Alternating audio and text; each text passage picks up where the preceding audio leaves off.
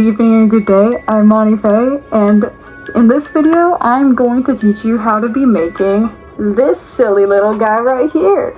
This is my design of the puppet from Five Nights at Freddy's, and if you decide to use this design, just credit me, because I really appreciate the credit, and yeah, but feel free to modify it and just give credit if you want, just, I don't know. But yeah, let's get on with the video.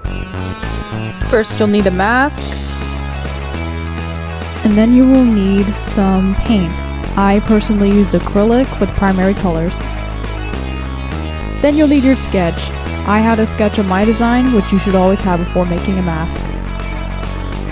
Now on to sketching the design onto the mask. I personally just used a lead pencil for this, but you could also use any other materials, whatever you're comfortable with.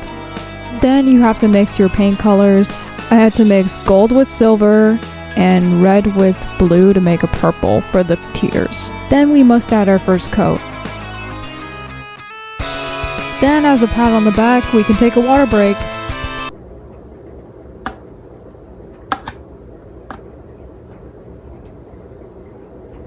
Wait for each layer to dry before you add on more layers. This will allow for a much more solid color and also be more vibrant in the future. To make this mask more realistic, I used purple for the shading.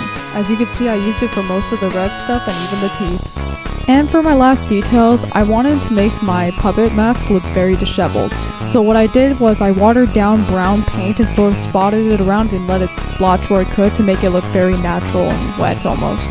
And last but not least, wait for your mask to dry before wearing it, otherwise you may get the fumes of the acrylic and that's not really healthy for you. Anyways, I really hope you enjoyed this sort of tutorial. I hope I explained things well enough. If not, leave questions in the comments and I'll be sure to try and answer any of them. And yeah, have a good evening or day. Signing off is Monty Faye. Bye!